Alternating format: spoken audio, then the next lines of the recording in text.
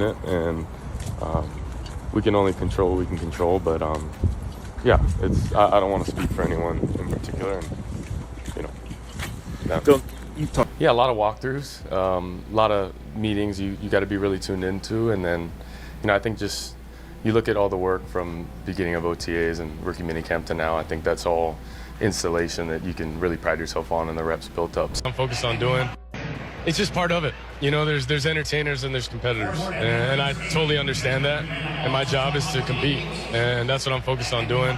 Dillon Gabriel is at it again, this time taking some serious shots at Shedeur Sanders, and things are definitely heating up. With his first start in the NFL just around the corner, Gabriel is letting everyone know that he's not holding back. Recently, he took to social media to call out Sanders, claiming that he doesn't care about what others say on his behalf, and that he's all about being a team player. But here's the twist. This back and forth between these two quarterbacks is escalating quickly, and the tension is thick. So, what exactly is going on between Dillon Gabriel and Shedeur Sanders? Let's dive in and break it all down for you. Been through weeks of prep, and a bunch of them, if you go back, but you just continue to attack it with your process and how you want to accomplish that. But I think it's us coming together, like I said, not to be cliche or keep saying the same thing, but we have to come together and create momentum for each other so that. Dillon Gabriel didn't hold back with his latest comments, clearly laying out his mindset and approach to the game.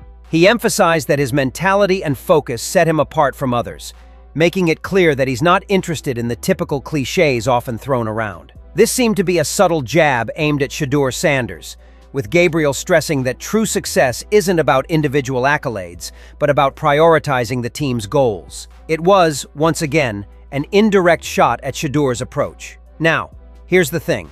Nobody's really going to criticize Dillon for these remarks, mainly because he's not Shedeur Sanders. If Shedeur had said something similar, the reaction would have been immediate and intense. Fans and the media would have jumped on it, causing a huge uproar. Dillon, on the other hand, is making these statements without attracting much controversy, almost flying under the radar. It's clear that if Shedeur had made the same comments, the response would have been drastically different, highlighting a clear double standard in how both players are treated. This isn't Dillon's first time calling out Shedeur either. Earlier in the preseason, Dillon took shots at Shedeur, even going as far as labeling him more of an entertainer than a true athlete. Yet, Dillon didn't receive the same level of media attention or backlash that Shedeur would have. His trash talk barely caused a stir, while Shedeur would have been relentlessly questioned and criticized for making similar remarks. This sharp contrast makes us wonder, why is there such a double standard in the way these two are treated? Let's take a closer look at what Dillon actually said. I'm focused on doing. It's just part of it. There's entertainers and there's competitors, and I totally understand that. And my job is to compete, and that's what I'm focused on doing. It was pretty clear that Dillon Gabriel was taking a direct shot at Shedeur Sanders when he referred to him as more of an entertainer than a true football player. However, as soon as the media caught wind of it, the story quickly changed. Supporters of Gabriel rushed to his defense, claiming his words weren't aimed at Shedeur at all. Colin Cowherd, for example, went on air suggesting that Gabriel wasn't targeting Shedeur directly, but rather calling out the media. This defense seemed a little forced, especially given how obvious the jab at Shedeur appeared. Despite this, the narrative swiftly shifted, and Gabriel's comments were reinterpreted as a critique of the media, rather than a personal attack on Shedeur. That was not a shot at Shedeur Sanders. Shame on everybody that said it was. Do not. You're hurting Shedeur. You're turning a non-circus into a circus. When he said that, he was taking a shot at us. While Dillon Gabriel is certainly proud of his current role as the starting quarterback for the Browns, with some supporters backing him even after his comments about Shedeur Sanders, analysts believe things may not stay this way for long. Many feel Dillon might not be the long-term solution at quarterback. Chris Broussard weighed in on Gabriel's potential start this Sunday, acknowledging that it's a big chance for him to prove himself. However, he also pointed out the challenges Gabriel faces, suggesting that if he plays well, it could shift the narrative. Realistically, though, it's hard to ignore Shedeur Sanders, and by the end of the season, Shedeur is likely to take over the majority of the playing time to show off his arm talent. We may never see Shedeur playing this season. So you have the first shot. I don't think it'll go that way, but hey, you got your chance.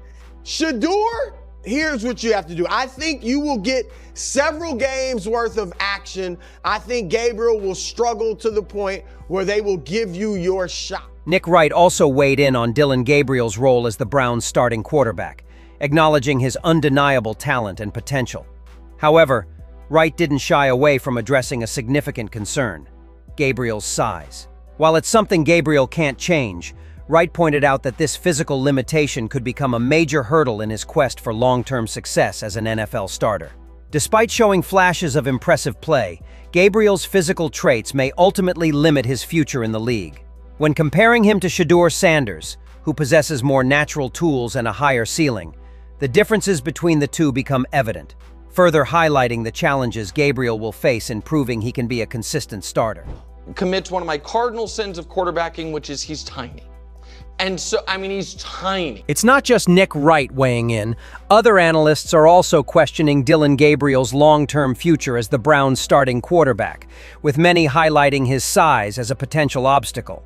Mike Tannenbaum acknowledged Gabriel's impressive preseason performance, praising his skill and composure on the field.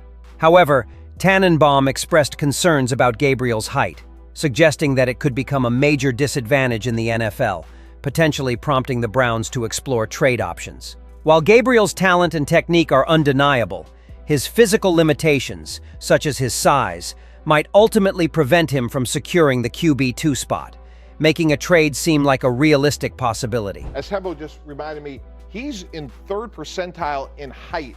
It's really hard to have sustained success in the NFL. Drew Brees is the obvious outlier when you are so short. So to me, it's a big risk. You go from 4 quarterbacks, which we've talked about all summer long, to literally for a 40-year-old quarterback to be backed up by a very unproven, very short by NFL. Ryan Clark has also weighed in on Dillon Gabriel being named QB1 for the Browns, and his stance is clear. Cleveland needs to recognize that Shedeur Sanders is the best rookie option they have. Clark believes that once the team fully embraces Sanders as their future, success will follow. To him, it's evident that Sanders is the right choice to eventually replace veteran quarterbacks like Joe Flacco. Clark argues that Sanders brings a new energy, a fresh perspective, and strong leadership qualities that could help elevate the Browns to greater success. If Cleveland makes that shift, it could prove to be a crucial move for the franchise's future. The young guy that we expect could be able to take reps this year. And once you figure that out, that's the way you have to move forward. While Dillon Gabriel might be throwing shade at Shedeur Sanders, taking pride in his current starting position, it's clear that this may only be a temporary achievement. The reality is, Gabriel's spot as the starting quarterback is far from secure. His physical limitations, especially his size, are likely to catch up with him in the long run, and many analysts have pointed out that it's only a matter of time before he's benched. Gabriel's jabs at Shedeur and his pride in his current role seem misplaced, especially when his own future is uncertain. The fact that he's not even guaranteed a long-term spot with the Browns makes his comments all the more puzzling. On the other hand, Shedeur Sanders remains firmly rooted in the conversation. Despite the smearing campaign orchestrated by the media and even the Browns, his potential and skill have kept him in the spotlight, and it's clear that, regardless of the negativity surrounding him, Shedeur's future is much more secure. As time goes on, it seems that Gabriel's pride and digs at Shedeur may fade, while Sanders continues to rise above the noise, securing his place as a legitimate force in the league. What do you think about Dillon Gabriel's recent comments towards Shedeur Sanders? Do you believe Gabriel's confidence is justified? Or is he setting himself up for disappointment, considering his uncertain future with the Browns? How do you feel about the double standard in how the media treats Gabriel versus Shedeur? And, with Shedeur Sanders continuing to rise despite the criticism, do you think he's the real future of the Browns or another team in the NFL? Drop your thoughts in the comments below. We'd love to hear your take on this heated quarterback debate.